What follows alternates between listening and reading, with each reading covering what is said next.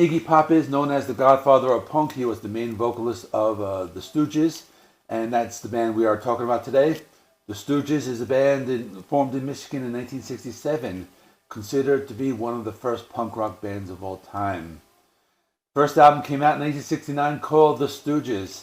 It was a self-titled debut album released on August 5th, 1969 through Elektra Records.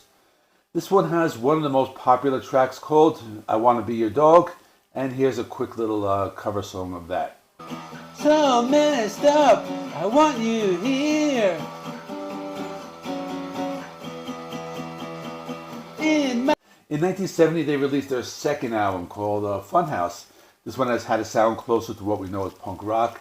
This was a very influential album. Probably one that stands out is TVI. That's probably the most popular song. It's been covered by many different bands.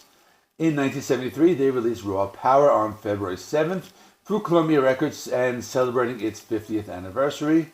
This is still considered to be one of the most influential albums in the punk rock scene, although it did have a garage rock and a hard rock sound to it.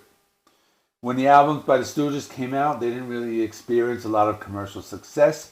It wasn't until later years they were considered to be very influential. This album, Raw Power, has created a long-lasting legacy. Many people said it was one of the most important punk rock albums ever. So, for example, Steve Jones from the Sex Pistols claimed that he learned to play guitar playing along with this album. Thurston Moore from Sonic Youth said that this was one of the most important albums that has shaped his musical journey. And even Kurt Cobain of Nirvana said that Raw Power is his favorite album of all time. So it's very influential.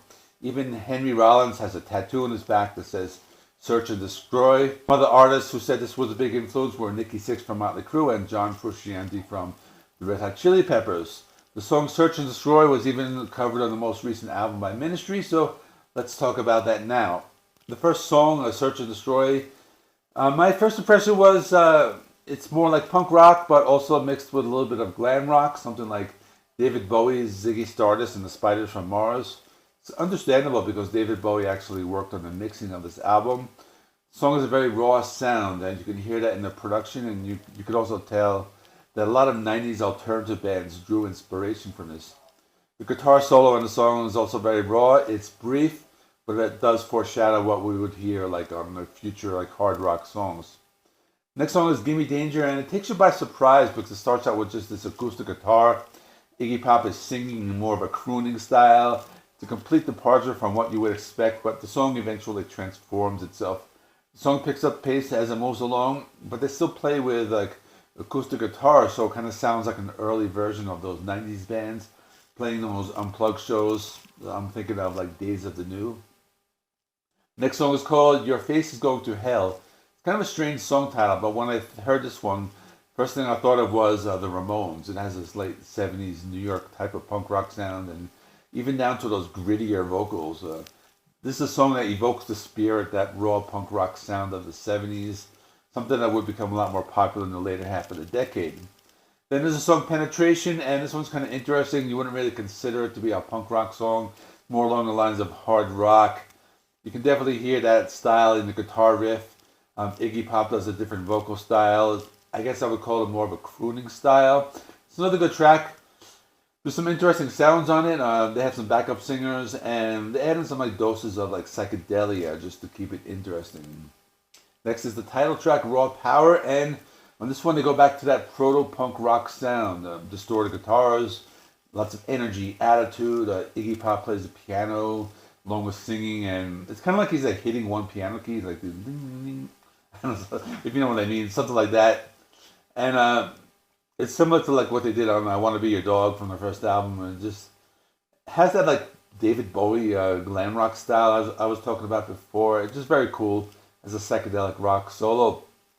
The next song is called I Need Somebody. It's a little different. It reminded me of like a slow foot stomping southern rock type of song, or maybe like a slower like a blues AC/DC kind of track, I guess, something like that. Iggy Pop is singing in like a low crooning style, and it has some undertones of like glam rock from those times. This song is an example of where he lets out some more aggressive vocals and some screams towards the end of the song. The second to last song on the album was called Shake Appeal. It's a short song, it's 3 minutes long, and there's lots of energy. It's Mostly repetitive guitar riff and Iggy Pop belting out some heavy vocals. It's more of a mix between straightforward punk rock and hard rock. The final song is called Death Trip. My impression of this was very raw. It has a garage rock type of sound. Reminded me a lot of like the Rolling Stones, but with like a 70s punk rock vocals. It's very raw. It kind of plays out like a jam session. It's also the longest song on the album. It's 6 minutes long. You know, the album in general is very short. Like the total runtime of the album is 33 minutes, but this one just seems like they're having fun. They're having jamming out, just having a big jam session. So that's all. This was my first time listening to this album. I thought it was pretty cool. It was a little different from the first two albums. They got a little more experimental. I thought it was an album that was way ahead of its time. You can also tell a lot of punk rock and grunge bands took a lot of influence from this album. This would be their last album for a long time. Iggy Pop had more of a solo career afterwards, and that is all. Let me know what you think. Here's a playlist of 2023 anniversary reviews. I did a couple more of those, and I will see you in the next one.